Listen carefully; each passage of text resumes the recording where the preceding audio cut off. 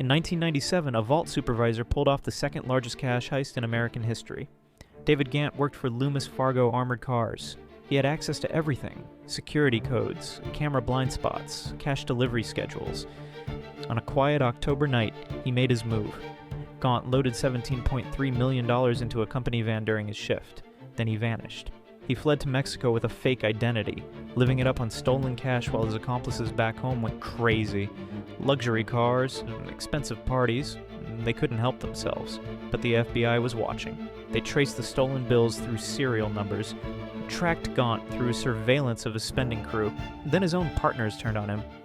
Facing prison time, they became informants to save themselves, led investigators straight to his Mexican hideout. The perfect inside job destroyed by greed and loose lips. Gaunt thought having inside access made him untouchable. Instead, it just made him the easiest target when everything fell apart.